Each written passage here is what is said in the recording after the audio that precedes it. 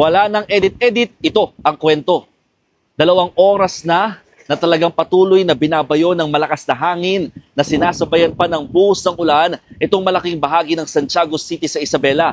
Actually, hindi lang dito kundi sa mga ilang bayan pa na nasa southern part o ibabang bahagi ng probinsya ang pinaka-nakararanas ngayon ng matinding pag-ulan at malalakas nga na hangin. Nakikita nyo mga kapatid, no? Talagang kapag naiilawan, talagang kitang-kita na ho yung hangin at talagang yung mga puno halos isayaw na ng lakas ng hangin. At di ko alam kung naririnig nyo, pero parang sumisipol na rin ngayon yung hangin dito sa lugar dahil nga sa lakas nito, no? At itong area namin sa Santiago City, ito ho, nakita nyo parang may tulay dyan. Hindi parang, may tulay talaga dyan dahil yan ho yung Calao River at yung Dubinan Creek naman doon sa bandang yon.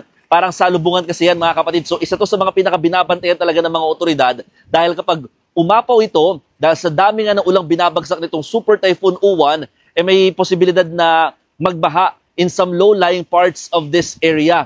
So yan yung mga inaabatan ng mga otoridad. Kaya marami na rin ang mga nauna na nagsilikas dito sa malaking bahagi ng probinsya. Ang ilan, talagang preemptive na yung paglikas. Nako, Diyos ko po, biglang lumakas na naman yung hangin o yung bugso yung hangin. Talagang di ko lang kung nakikita nyo, pero halos wala ng direksyon yung hangin na para na siyang nag-form ng ipo-ipo dito sa area.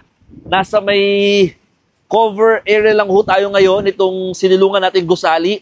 At maswerteng itong gusali, meron silang generator dahil sa malaking part ho nitong southern part ng Isabela, wala na ho talagang kuryente nung pagsapit pa lamang ng gabi.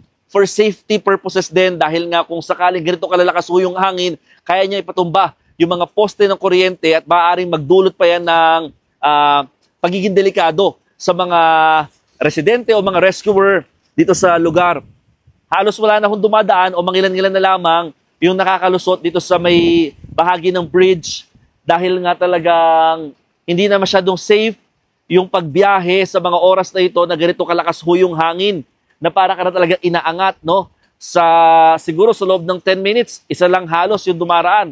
Parang ito pa lang ulit, yung may dumaan na sasakyan dito.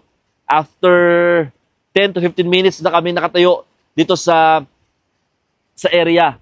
So, pinaka-binabantayan din ng mga otoridad ay yung mga nasa coastal towns nitong Isabela dahil posibleng umabot daw hindi lang 3 meters kundi 5 to 14 meters na taas ho ng mga alon ang posibleng maranasan dyan sa mga lugar na yan kapag sinabayan pa ng high tide. No? So, nagbabala na rin ang provincial government ng Isabela sa matinding pagbahang posibleng maranasan dito sa malaking bahagi ng probinsya, dulot nga ho ng super bagyong Uwan. Mag-iingat po tayong lahat mga kapatid at sumunod sa mga otoridad, manatiling nakatutok dito sa ating mga balita sa News 5. O paano? Ako po si Mon Gualvez ng News 5 at yan ang aking istorya ngayong araw.